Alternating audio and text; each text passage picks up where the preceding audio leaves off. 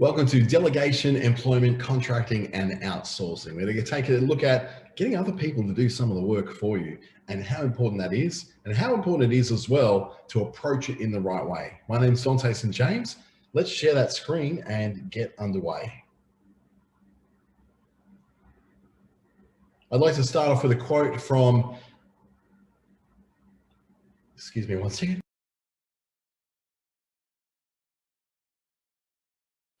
Just had to sneeze there for a moment. From Peter Drucker, the economist, do what you do best, then outsource the rest, which seems like a pretty good piece of advice when it comes to running a small business, particularly where taking on lots of new employees isn't always the most appropriate way to move forward, and certainly not the way that's going to grow your business sensibly, rather than suddenly taking in all of this, extra pressure, all this extra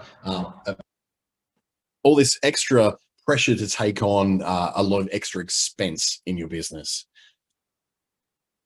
This is brought to you by Business Station and the Australian Small Business Advisory Services Digital Solutions Program. It's an initiative of the Australian government delivered in Western Australia by Business Station, Regional Development Australia, Brisbane in Queensland, and Treaty Business Consulting in the Northern Territory. You watch this a little later on if you like on YouTube. It'll be available a little bit later on, in about an hour's time after this particular presentation, live on Zoom. It'll be available through the Dante St James channel, which is my own channel, as well as the Business Station channel. In addition, if you are watching on YouTube right now, I encourage you to subscribe and hit the bell so you can be notified when new editions of this are coming through to my channel or the Business Station channel as well. We'd love to have your subscription so you don't miss out on a thing. So what we're going to look at today is why delegation is so important in the first place. And that's what I use as an overarching term for everything from delegation of things to an employee, to a contractor, or to someone who is outsourced offshore or elsewhere in Australia. What you need to delegate or outsource will be looked at, as well as looking at the difference between employment, contracting, and outsourcing, and how to handle that workflow. And I've got lots of great examples of places where I've been involved in employment, delegation, outsourcing, contracting, all those different models, and how we've learnt lessons along the way with that as well. Now, first of all, I want to have a look at why delegating your work is so important, and I'd put it down to pure and utter mathematics. Adding people actually adds capacity in your business. Now, that may seem like adding people is just a case of turning on turning on a tap that costs you more. But based on, say, if you've got an hourly rate of, let's make it $150 per hour part-time. So if you're looking at your hourly rate, how much is going to cost you to take part in that? Let's just say that you're taking on a contractor at $80 per hour over a year. You're automatically increasing your capacity quite exponentially. So initially what it does, it's like a 1-for-1. If you're taking on someone, just yourself, then if you're at $150 per hour yourself, then you are basically having to pay yourself at $150 an hour. But once you take someone else on, you're not paying them $150 an hour. You're actually bringing that back to the equivalent of, maybe it could be as low as $40 an hour, $50 an hour, even up to, let's just say, $80 an hour as a part-time contractor over a year. As you can see in the green, it increases, which is their capacity. The capacity of your business increases well faster than the cost of adding on someone else. So when you add on that second person, you're not adding on someone at the same value as you. You're not adding on another $80 or $150 per hour. You're adding on someone at the rate at which they will be paid. Now, burnout is one of the biggest dangers we have. And according to the Queensland Department of Employment, Small Business and Training, 77% of small business owners will suffer some kind of burnout in their first few years. And that's simply because we take on all the work ourselves. We are it. In a lot of cases where we're sole traders, there is no other worker. There is only us to be taking that in. So you need to take on some degree of delegation, whether it's employment, contracting, or outsourcing, when you don't have the skills to do all the things that you need to do. Now, you may have started off your business in a certain way, doing certain things. But eventually your clients, your customers will start asking you to do things that are beyond your particular skill set. Now you have the option, of course, of denying that and saying, no, I'm not going to do any of that. But then you're leaving money on the table. You're actually leaving behind potential revenue that you could be taking on by having someone help you do that. Now, I'm not saying that the minute that somebody asks you to provide a particular service that you just do it straight away. What I'm saying is if you've got many of your customers that are asking you the same question over and over again, and you know that you cannot do that particular job or do that particular skill, and you may need to get someone else to help you out with it, then you know then that's probably time to look at either you upskilling yourself, but that's only really putting a band-aid on the solution. It's not increasing the capacity of your business. So you have to then add people in. Now, the problem is though, there's only so many hours in your day. You've only got the capacity of 24 hours in your day. The reality is that's probably closer to 16 hours. And in amongst all that, you need to have some time to yourself, things like cooking dinner, looking after family, whatever it is that you need to do. So that's when you look at going, well, if there's only so many hours in the day for us to do all the work, who is going to be able to continue working for me beyond my own capacity? And this is where you start to add in additional people. Now, according to Business Australia, the customer dissatisfaction level is 24% higher with customers who deal with sole traders, freelancers, and micro businesses due to the work taking a lot longer than it normally would take with a larger business and an increased lack of ability to contact that business. Now, that business may be difficult to get hold of for simply because you just cannot get to all those phone calls. As the owner of a few small businesses myself now, I know that this is a very, very hard thing to attract. It's a very, very hard thing to balance out. Is that the phone calls coming in, there's the ability, the phone calls coming in need to be answered by somebody. Now, if you can't answer them straight away, we have voicemail, we have message bank, and that's great. That's a great beginning. But at some point you need to return those calls. Those calls are taking time out of your 16 hours that you may have available to work with. If you're then taking that time out, you need to allow enough time in your day to include what we call reactive work. Now, the reactive work is all to do with the things that you don't expect that happen during the day.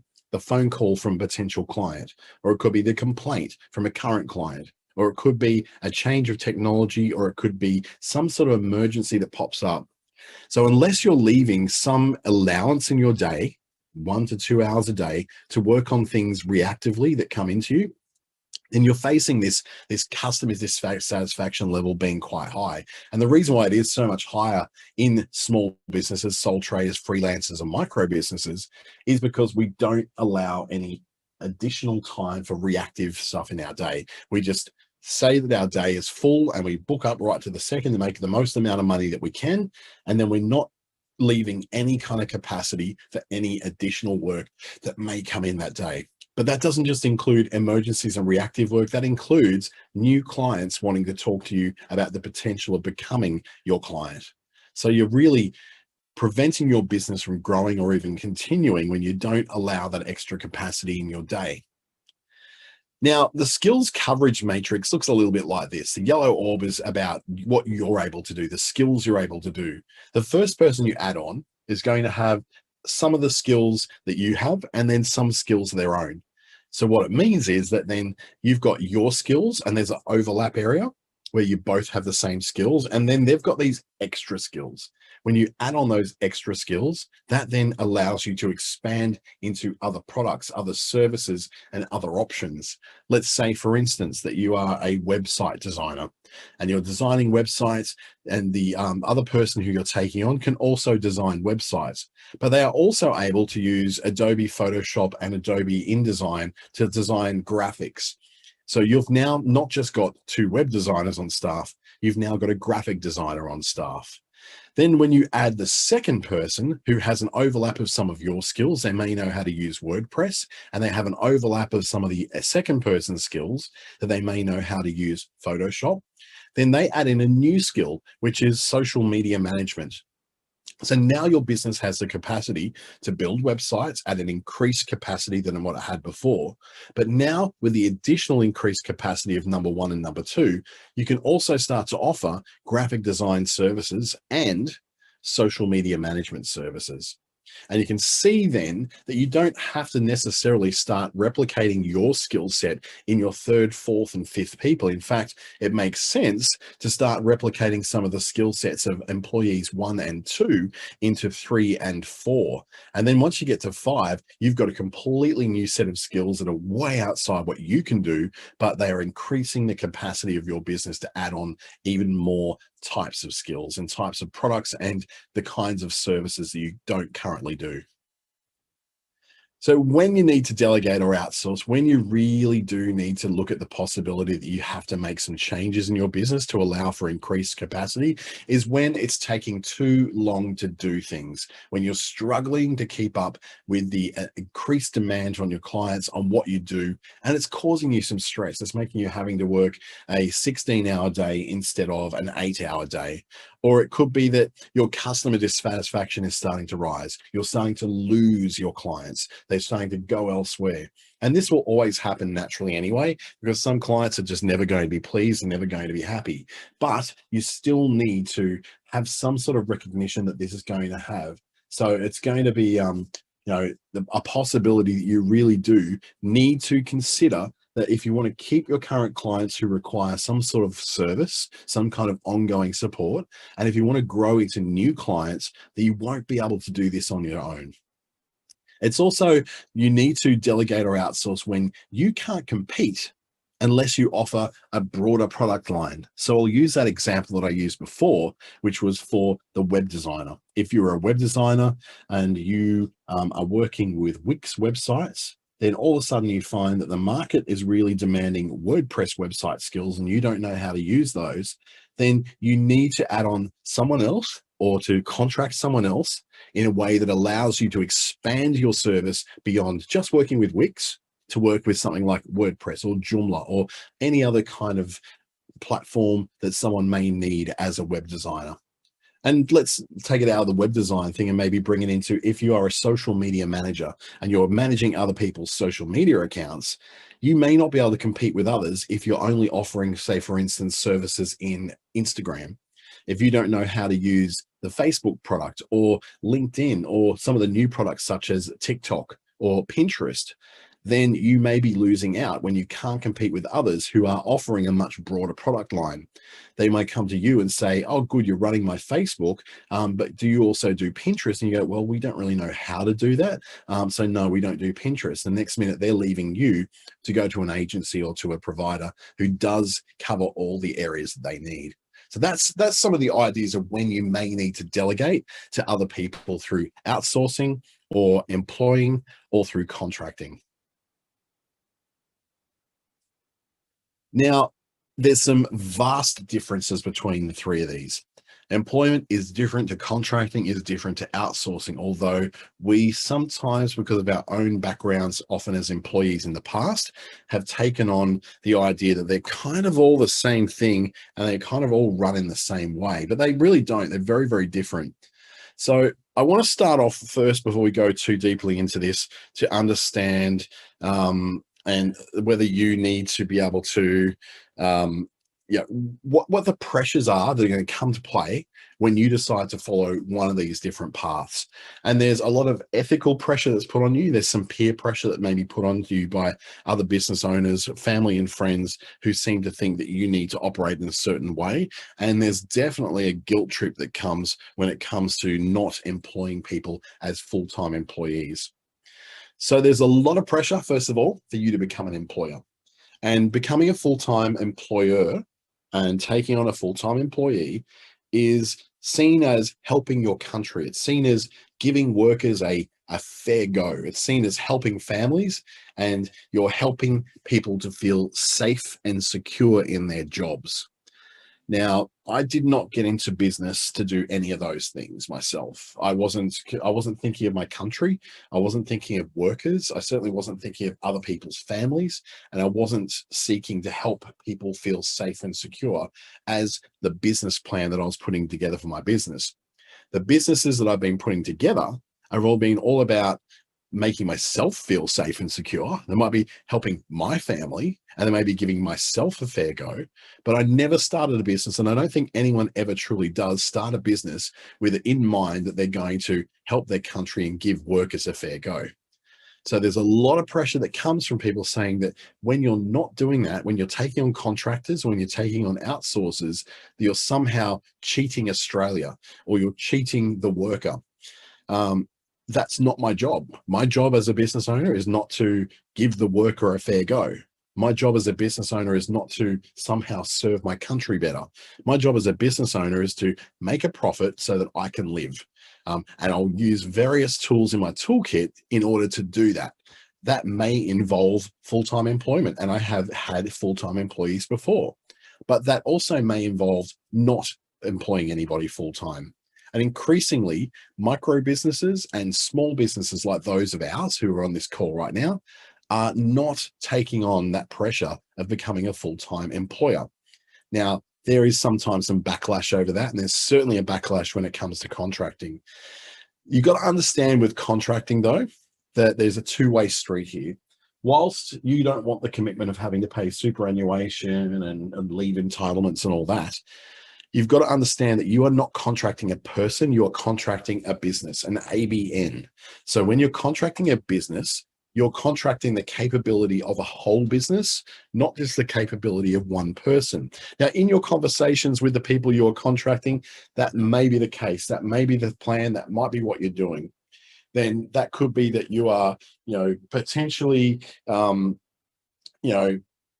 asking them to provide all the services by themselves, or you might be asking them to provide a suite of services that they will have for themselves and other contractors, maybe people that they've employed or that they're outsourcing. You are contracting their business's capability to deliver the service that you're contracting them to do.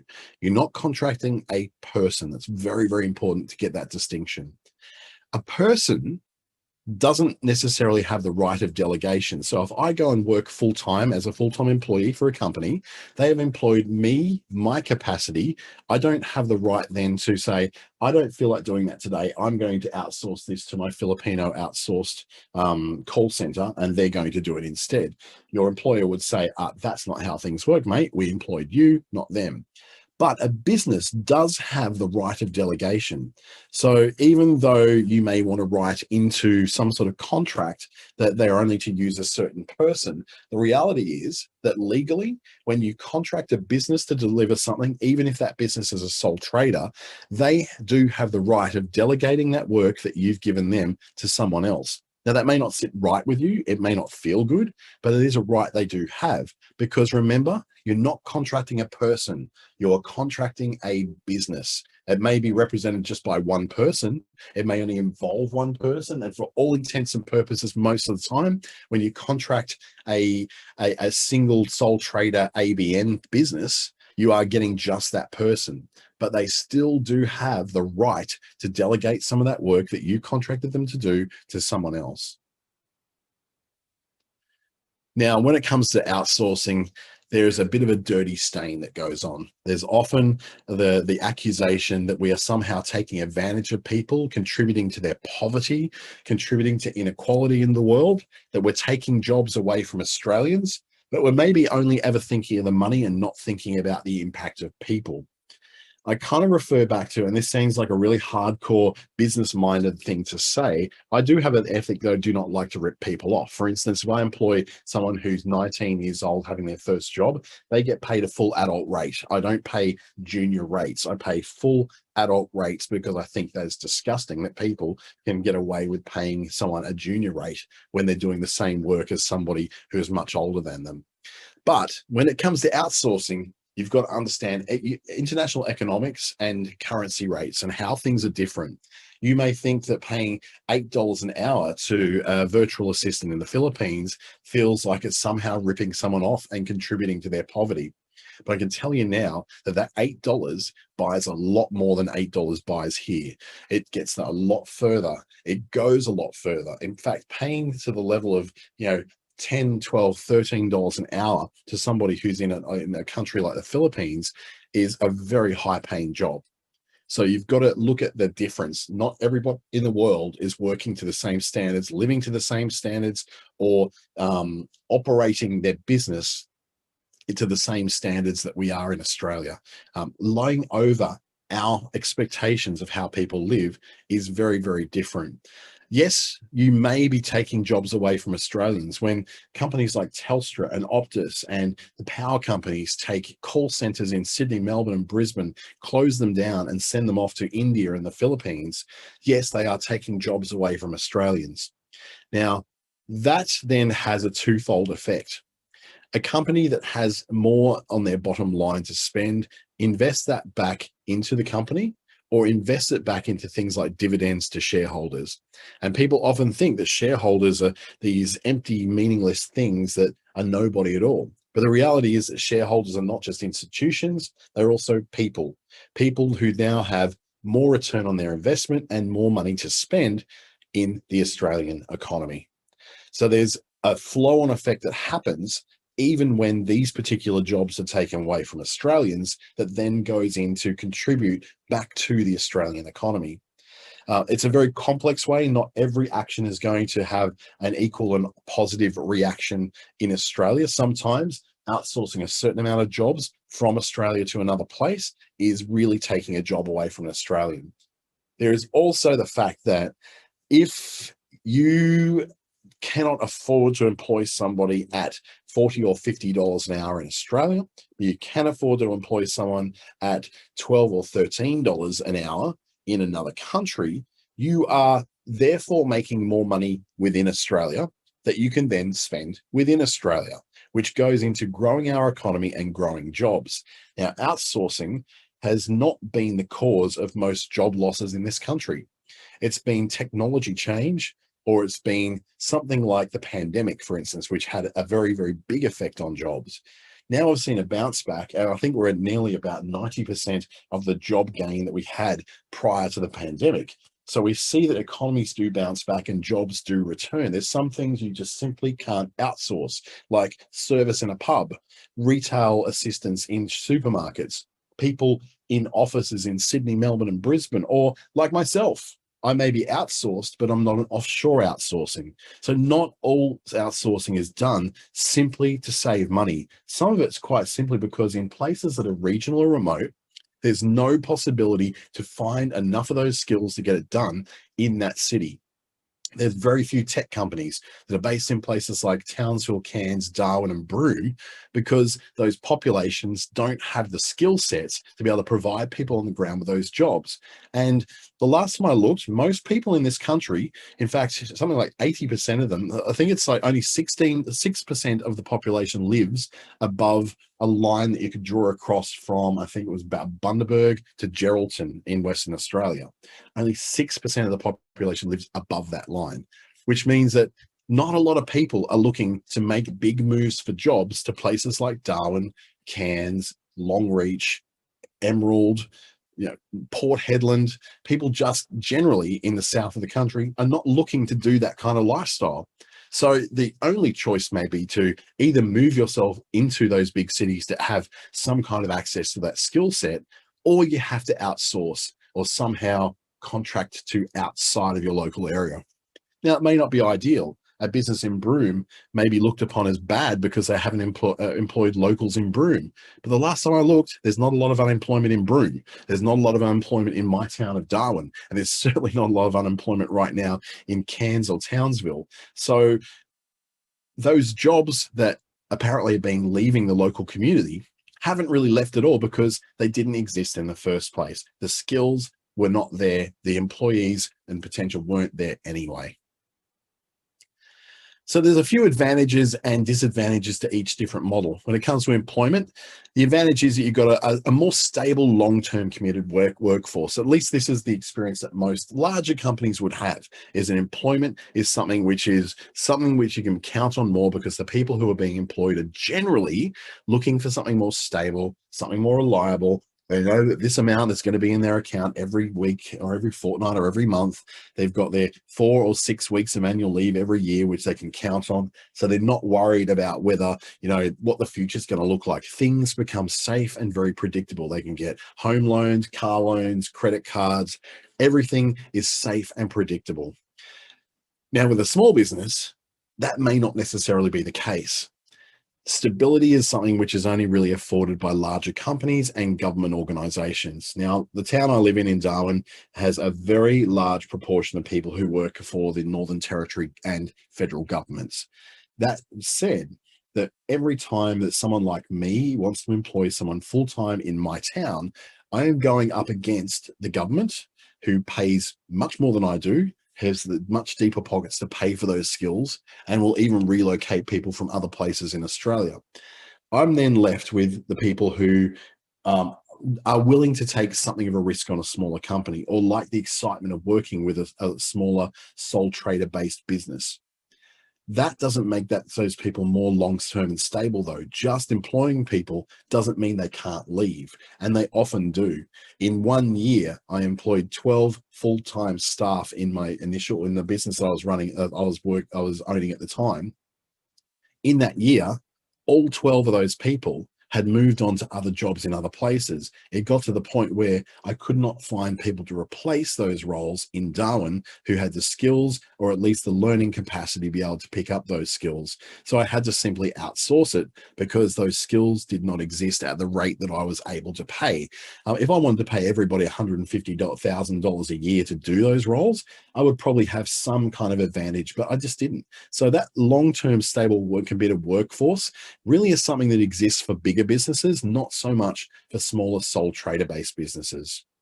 Now, contracting has a lower overall cost. Now, even though it's going to cost you more per hour to get that person to do the work, it is less complex, it's less admin for you, and it's a lot more flexible. So you can bring people in on a contracted basis for short periods of time, longer periods of time, or in on and off, and depending on what your projects might happen to be. So if you're running a project that's building a very large web application, then it might take you 6 months, but you don't need them for that whole 6 months. You need them for a burst of work for 6 weeks, and then you might need them at the end to implement for the last burst of work. So contracting lets you do that. Full-time employment, unfortunately, doesn't let you sort of lay people off for 2 weeks while there's no work, and then they come back and work longer when there is more work to do. You're stuck with those people and paying those people regardless of whether there's money coming in for you or not. Now, outsourcing is generally a much, much lower cost and is much more flexible. There's some setups with outsourcing that allow you to do things like you outsource to a business in another country, and that business then farms out the work. So they have the right to delegate, I guess is the word I was looking for, to delegate that work out to other businesses, other individuals, and people within their employment. So they might be employing someone, or they might be looking at delegating that out to others who have the skills to do it. The other model of outsourcing is when you outsource to an individual or their own little business on their own, working from their home or their own office, and they then will either do the work or likewise delegate that out to other people.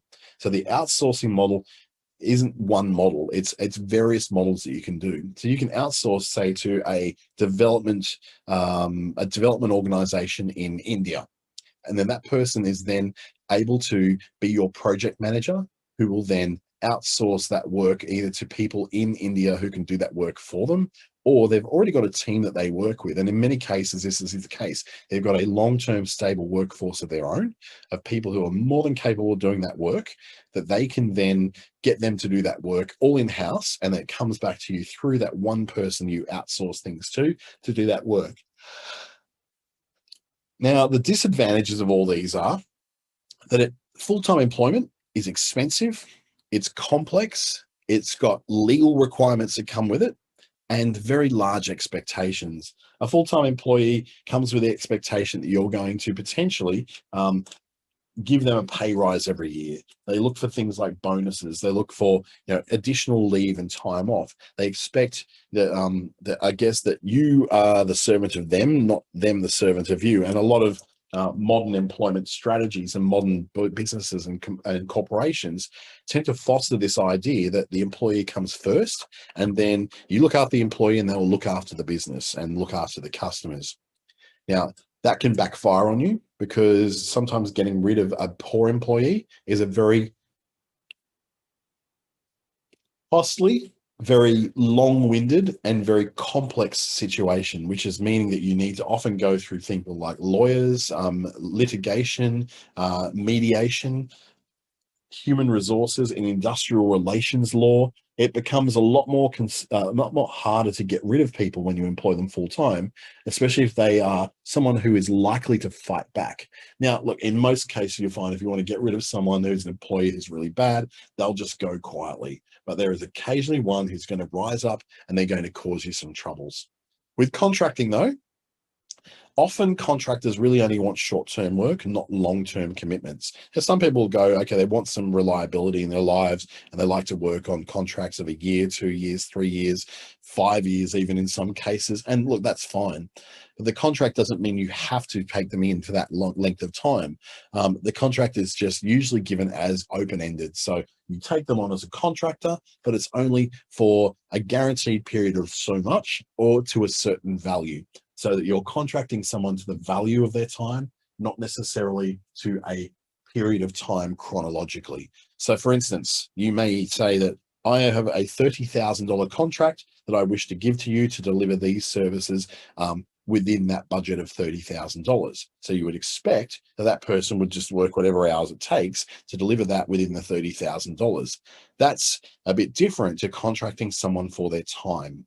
When you contract someone for their time, it's not for a particular project. You're contracting them for their skills, their experience, and their expertise on a per hour basis. So you're saying, I want to employ you for the equivalent of 38 hours per week on a contract, not on employment, but as a contractor to do that work, acting like a full-time employee, but not being a full-time employee, because they don't have any obligation necessarily to deliver that work themselves. They may deliver it through other partners, through other people who work for them, and through other people who may be, contracted by them to deliver some of that work. Outsourcing, though, can have a disadvantage of having massive communication barriers. And I think many Australian businesses have encountered this with dealing with offshore operations in places like India, Sri Lanka, Pakistan, in the Emirates, although there's not a lot of it happening in the Emirates just now, but there is a lot happening in the Philippines. And one of the reasons why the Philippines has become such a center for Australians to use it is, number one, they're pretty close to our time zone. The Philippines is actually on the Western Australian time zone, so it's only really an hour and a half behind Darwin, and it's really only 2 hours behind the East Coast. So it's within a very easy kind of a time frame as what Australia is. So for instance, they were working 9 to 5 on the East Coast, then they're essentially working at 7 to 3 in their time, which could be a very attractive thing to do. And they've got family commitments, community commitments, and kids. Now, there is a lack of control which comes about when it comes to outsourcing. And this is one of the major disadvantages, that you may feel very, very out of control. Unless you have someone in that country helping to take care of those things for you, it can be difficult to be able to trust what's going on with that particular person or with that particular team. And I've got a few stories coming up soon to show you some of the lessons I learned along the way in my own outsourcing journey. Another thing is that there's a wildly varying cost from person to person. You may get a quote for a certain amount for one person in one country, and then get another quote for another in another country. There is wild differences between the costs of this in India as there is in the Philippines. The Philippines is a much lower cost than what it is in India. Now, even though there's disadvantages to working with India, which generally are that there is a bigger time zone shift between Australia and India, but at the same time, that can be a bit of an advantage, because you could have people working right around the clock, not necessarily on Australian time. So if you've got customer service outsourcing to somewhere like India, then that could be really valuable to you because they're covering the times when we're asleep, so that you have someone always answering your calls, always answering your emails, and they don't have to be based upon your time zone. That said, at the same time, though, it can be a massive difference when you have access to a large population of highly educated people. Now, this has been the advantage certainly of the Philippines. They've got a large population. They also have a lot of high education, a lot of education where people are being educated well beyond what we may be in Australia for particular roles, but they are able to work at a rate much, much lower than the equivalent educated person within Australia. Now, this comes over to India as well, where the education standards are phenomenal, where you can have incredibly highly qualified and highly certified professionals in their field working for a much lower rate than what you would pay in Australia. So the equivalent would be that you were paying someone of that caliber in Australia for full-time employment would cost you about $120,000 a year. In India, that might cost the equivalent of around $50 to $60,000 a year. Although in the Philippines, that's more like $20,000 to $25,000 per year. So there's a very big cost differential between the Philippines and India. But there are other countries in between there. Vietnam has an increasingly big outsourced culture. Bangladesh and Sri Lanka are both coming into their own as outsourced locations as well. And Pakistan is also a place that's actually really rising up in terms of its ability to provide really good quality English educated workforce. So those varying costs are largely due to where the person is located, but those varying costs can also be due to their lack of work experience, their lack of previous jobs, or quite simply the lack of skills. There's a big difference between someone paying $40 an hour in the Philippines and someone paying $8 an hour in the Philippines. And that's usually that they're not particularly great at that particular role just yet. So when do you employ? If you have ongoing stable work, if your revenue is in a stable state, from month to month, you have great cash flow. From month to month, you've got a pipeline of new work and new customers coming through, and your business is booming, it's going well, then employment might be good for you.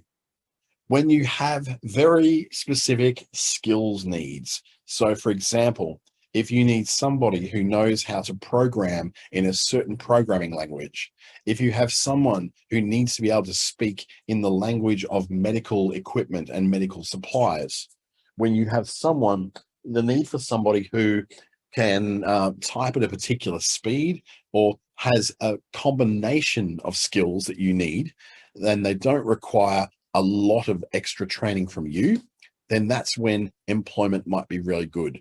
So you might be willing to bring on someone who has a multiple set of skills. They don't have one specific skill they're great at and everything else is poor. They have 3 or 4 particular skills that you want. That's when employment might be good.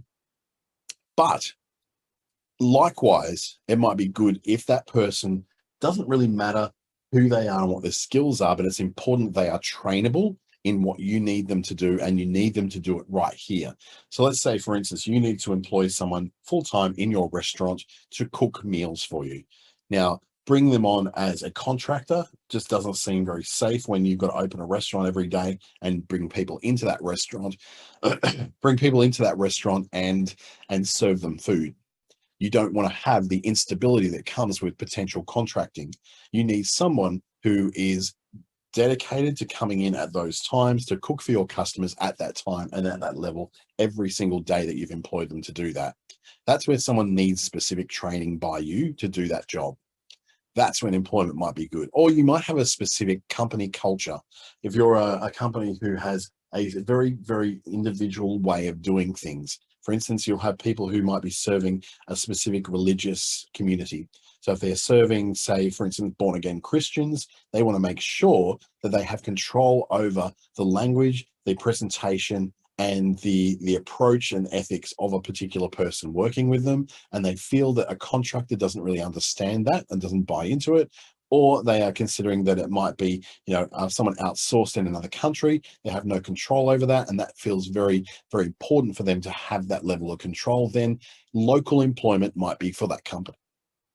If you have an office, a shop, or a premises, a factory or a manufacturing unit, you mostly like to have a full-time employee, because employees like to work at a workplace. Employees are not big fans of actually working from home. Now, it may seem like they are, but there's a very modern concept called work-life balance, which is all about leaving your work at work and leaving your home at home. So when you're at home, there's nothing to do with work. When you're at work, there's nothing to do with home. That kind of segregating your life into certain at-home personal or professional time is really popular. That's why most people have jobs and don't have businesses. They like to keep their work at a workplace, and then they come home and they don't have to think about that work or that workplace. Now, having someone in a workplace actually helps you to maintain quality control and to monitor the performance of your business and your staff. So if that's important to you, employment might be the answer for you. But if you're considering contracting, it might be where you need a particular short-term skill. So for instance, if you've got a project that's only for a short period of time and needs a specific skill to be used over that short period of time, then having a short-term contract can be very helpful. In fact, pretty the only way you can get people in. You cannot hire people who have specific programming skills unless you've got the need for that programming skill every single day of the year moving forward. Contracting is also good when you're working on just a project rather than working on business as usual. So projects usually have what we call an end date. So it could be someone like building a house, for instance. Now, home building companies don't necessarily employ a lot of people. They're like a sales unit that then has a team that they contract the work out to, who fulfills the work for them. They have a team of contracted carpenters, contracted concreters, contracted roofers, contracted fit out people, and contracted kitchen builders. These people may not be at all related to each other, but they happen to work on these same projects. So if you've got projects like building houses, like doing physical work in, doing physical work in a building or renovation or trades capacity, then that's where contracting is very good for you, because you don't have this work all the time. So you can't afford to be employing people in full-time work to be doing that for you. Another area where contracting makes sense is where it's too expensive to take on that skill over a long term. If you want to take on someone who is a stonemason to do work for you, but you only really to have them at $280 per hour to work for you is not something you can take over a long period of time, because number one, you might not necessarily got the work all the time, and also it's just too expensive to take them on for the full time. Then you can take on a contractor to absorb that expense just for a short period of time. So you can get the work you need to get done and get them back out of there again. And also contracting is good if you want to test someone out the first time. You might just go, look, I'm not ready to employ someone full time. I don't know how stable my business is going to be in this first year. So what I'll do is take on a contractor to work for me, and with their ABN, they invoice me for their work. And that way I'll know by about month 3, 6, 9, or 12, whether this business actually is going to survive at this rate of paying someone. Then you go, yeah, you know what? It will survive. We've got cash flow. We've got good forward predictions of where our cash flow is coming from. Then yes, it's time to start consider employing someone instead of just simply having them on a contract. Where outsourcing comes as good is where a particular skill that you need is way too expensive in Australia. So for instance, if I needed a high-level Node.js programmer, if I needed somebody who was a particular whiz at forensic accounting, and that skill here in Australia is going to cost me tens of thousands of dollars to get, but I can get it overseas on a short-term basis for about $250. Don't you think I'd be an idiot not to take the outsourcing? It makes sense where there's a short-term skill that needs fulfilling, and where you don't need it all the time. And to take it on, even for a short period of time in Australia, is far too expensive that you cannot find a way to find a customer who will pay enough to cover the cost of having someone in Australia do that work. Outsourcing good for when you need a workforce that needs to expand and contract according to the needs of your business. So we call this a variable workforce. So sometimes you might need certain skills. You need the skills of someone who can answer phones and reply to emails. But then that workforce doesn't become as important in, say, the shoulder season of after the dry season in the northern half of Australia, where, for instance, things get busy during winter but get slow during summer. You may need to have less people working for you during the summertime, but more people working during the wintertime. Outsourcing allows you to expand and contract the amount of people you have working for you and the amount of work that they're getting on a variable basis. Because they've got other people who they're working with, they're able to expand and contract that workforce in order to take on that work. It also means that those different skills that might be needed. So, for instance, today, I might need somebody who knows how to build WordPress websites, but tomorrow I might need someone who knows how to write social media plans.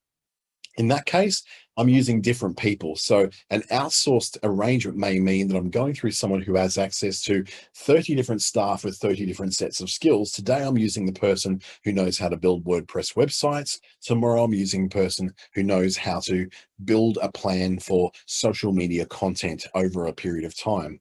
It's also great for repetitive tasks. Things like accounting, bookkeeping are quite well done offshore. They don't necessarily need to understand the rules of Australian financial acuity, but they may need to understand just simply how to use Xero or MyOb or Reckon or QuickBooks or whatever the particular tool is you're using. So it's actually not popular to do repetitive work in Australia. People don't generally like to do repetitive work. I know, for instance, my bookkeeper, he doesn't particularly love doing the repetitive work. So what he's done, he's actually got it so I pay him a certain amount per month, and then he actually outsources the repetitive reconciliation work in my bookkeeping to be done by someone offshore. Very smart on his part. He gets to do the stuff that he really enjoys and that actually makes him more money. And the stuff where he doesn't make a lot of money on time, but it does require a lot of time to do, he outsources to someone else who can pay at a lower rate to do that. It makes great business sense.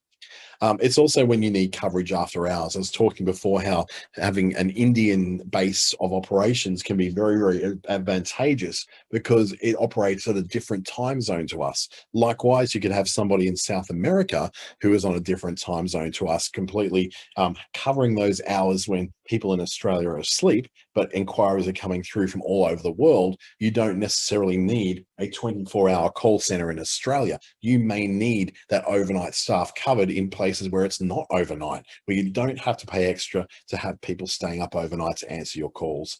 That can be a much, much less expensive means than setting up something here within Australia. In fact, the savings are up to about 80% of the cost of doing that here in Australia. So it's crazy to actually do overnight call centers right here. So I've got a few examples of how these models have worked for me in the past and how I've seen them in previous jobs and employment. For instance, when I used to work with Grant Broadcasters, who are the second largest radio station company in Australia, we knew it was time to outsource when the recruitment costs got too high for the particular skills that we were looking for. Now, we weren't looking for radio people. They're a very particular skill set, of course, and they're very easy to find because there's an oversupply of people in radio with the skills and an undersupply of jobs to put them in. So there was time for us to outsource when we actually got to the point where the recruitment costs of finding technical people for our digital division got too high. Then the cost per employee also got too high. It was actually too high for us to bring someone in regional areas where we're demanded to have them, with those particular skill sets. And the tech skill sets often didn't even exist in any of the areas where we were able to employ people. We had regional managers demanding that people were employed in their markets. Then we had to make sure that we had tech skills in those markets, but the tech skills didn't exist and nobody with those tech skills wanted to move to those markets. There are also problems that we had where cultural fit was perhaps a bit of a problem, and we had no experience with offshoring before this. Nobody in the business had ever offshored anywhere. The outcome was that they needed a particular kind of cultural fit that wasn't going to come from people in other countries where English is not the first language. So they really did struggle with that. So they decided not to outsource to places like the Philippines, Vietnam, Bangladesh, or India, and decided to only do some outsourcing to the US. So even though that didn't actually get us much of a cost saving, it was satisfying those local markets to know that they were speaking with someone, or we were dealing with someone who culturally understood us and had a similar structure of business to what we did. That's then did not really save any money. It saved a little bit because we were contracting people in other countries, so we didn't have to pay them the inflated rates that Australians are paid in general, because we are probably the highest paid country in the world. We were actually paying a little bit less, because to employ someone in Australia at $120,000 a year ends up being around about, you're not paying 120,000 US dollars a year. You're actually paying more, close to about 70,000 US dollars a year for the same kind of person. So there's a very big difference between, say, the kind of wages you're paying and the kind of what the exchange rate will say. We generally are paid a lot more to do what we do in Australia, generally because our living standard is significantly higher than the average in the US. That we did do some onshore outsourcing and found some people in other markets that we were able to use their skills in other markets to fulfill what we couldn't get in those regional markets. Second one was my own business, Clickstarter. I knew it was time to hire locally. So this is an employment story. When I spent too much time on outsourcing, it was taking me too long to manage my outsourced staff. It was taking me too long I couldn't hand over my local client contact because people were getting really annoyed that they were dealing with someone who didn't understand them or know them, or who couldn't talk to them in the right way. So the problems I had big costs, big superannuation complexity, and there was quite a lot of barriers to becoming an employer rather than a contractor.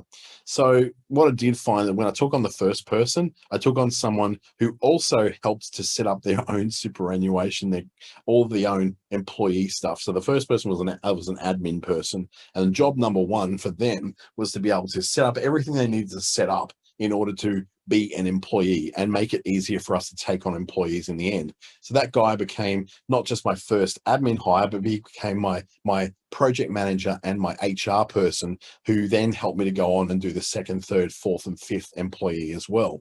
So the first was always the hardest. I was very lucky that the first person I took on actually had a lot of knowledge of HR and a lot of knowledge of industrial relations and employment law. So it made it very easy for me to replicate that onto the next people. But it absolutely increased the capacity of my business by a long shot. Taking him on allowed me to sell more, get in front of people more, and spend more time on the tech.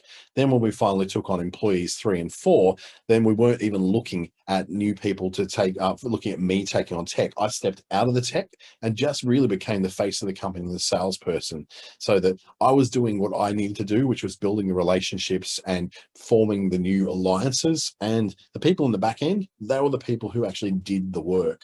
So we got up to about 12 employees, as I said before, but all those employees, because I was in a remote market like Darwin, did come and go very, very quickly, or they went on to higher paying jobs that I couldn't really compete with, or they just simply moved on because they wanted to start businesses of their own. In the third case is a story of Treaty Business Consulting, a place that I contract to now. And now it's time to hire contractors, when we moved from having sort of repeated work that was very invariable. So it was the same kind of thing every month with the same kind of client, to moving to a lot of projects where there wasn't enough work to employ someone on an ongoing basis to do that work in the house. So we had to go, well, we need to get the work done, but we need to get it done on a project basis. So we found people both locally and interstate who were able to work in a way that was much more flexible and could give us some of their time rather than all of their time. Now, initially, there was a lot of training, a lot of culture fit to be getting people into our weekly WIP, or work in progress calls, so we could actually see, have everyone on the same page, thinking the same way, and acting in the same kind of combined force that we would have as a business. But that was something which, it was not compulsory for people to attend, but we did encourage them to attend once a week. The problem was also too that these contractors weren't available all the time, because sometimes they could be working on other projects. The outcome, though, was a significant increase to the skills and capacity of our workforce, and it allowed staff to then start to specialize into what they were great at and what they loved doing the most. So a few lessons we learned along the way were things like employers, we had the entitlement dilemma. When employees come into a business, they often are entitled. They feel like they need lots of sick leave, lots of family leave, and they make up kinds of leave. Like they make up things like personal leave, which doesn't actually exist. There's no legal definition of that. There's a lot of entitlement I deserve a pay rise. I've been here for 2 months. And like, dude, you don't get a pay rise until you've been here a year. Things like contractors, we had what was called the timeshare consideration, which is that you're only really buying a share of their time, not all of it. So you've got to understand that sometimes the contractor could be working on other projects and their availability for you may be reduced. For outsourcing, there's a bit of a loss of control that we found when we worked with the Philippines, where we actually worked with someone who then sort of would disappear for 2 weeks at a time. What would happen is that family circumstances would change at some point where we'd have someone going, I wasn't able to work, but they don't communicate that with you because they feel embarrassed about it. There's a cultural shame associated with not being able to fulfill what they're meant to be doing. And that's all like a source of shame, but then they still expect to come back and still work for you after apologizing. So a lot of that can be avoided by simply spreading your losses across an organization in the Philippines that could be doing this rather than just outsourcing to an individual person. I would never outsource to an individual in the Philippines again. I would only ever use a team, and I'll use that team that's managed usually with management here in Australia. You'll pay about $5 to $10 per hour more for that person. But when you're talking the difference between $8 and $18 an hour, you're still not paying $40 an hour like you'll pay in Australia. So it's a lot cheaper, and ultimately you'll get a better outcome from it. So some of the tools you'll need before you delegate are things like customer relationship management tools and project management tools. So things like Trello, Google Calendar at the lower end. So when you get really big, you might start to use something like Monday.com or Salesforce to handle the flow of work coming into your business and then flowing out to your contractors. At the beginning, though, I'd really thoroughly recommend you use something like Google Calendar to mark the times when things are due, and then Trello as a system that allows you to move tasks from to do to doing and then through to done, so that you can see and your whole team can see where particular projects are at. But there are lots of tools that will help you to do that. You don't have to use that particular one. If you're looking to employ people, I really do suggest you get in touch with Business Australia. You can become a free member and get access to tools and templates, and even phone lines you can call when you can ask people about how to employ people in Australia and what the laws that you may need to be aware of are. You can also do that through the local chambers of commerce in Queensland, WA, and in the Northern Territory as well. When it comes to outsourcing, there's a number of places you can go. Fiverr is probably the biggest one at the moment. Airtask, Upwork is huge at the moment for hiring people to do different things, particularly technical things and repetitive tasks that can be done on computers. Freelancer is another one. And if you want to go through a kind of an agency that was helping you manage your relationship with your outsourced worker, then onlinejobs.ph is quite a good, powerful tool as well. I've had some good results through them. Fiverr's had some sort of off results on different projects.